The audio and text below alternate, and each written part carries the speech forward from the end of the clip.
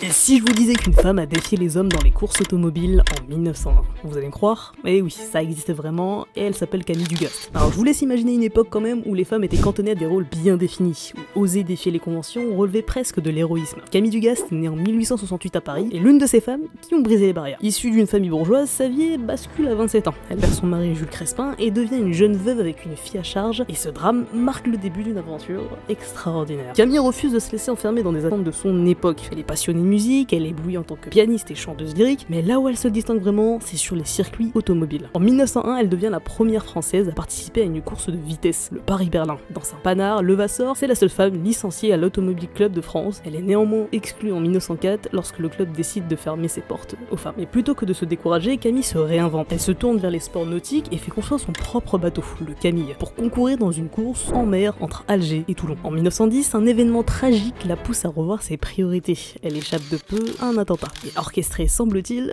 par sa propre fille. À partir de là, elle délaisse les exploits sportifs pour s'engager dans des causes sociales. Vice-présidente de la Ligue française du droit des femmes, elle lutte aux côtés des suffragistes pour obtenir le droit de vote. Camille ne s'arrête pas juste à la cause des femmes, elle est passionnée par la défense animale, et elle prend même la tête de la SPA en 1929. Elle modernise les refuges et milite pour l'interdiction de la corrida. Durant la Seconde Guerre mondiale, elle crée et finance des dispensaires pour orphelins éphémères, prouvant encore une fois son dévouement pour les plus vulnérables. Mais malheureusement, elle s'éteint en 1942 et son nom restera quand même gravé dans l'histoire comme celui d'une femme de courage et de conviction.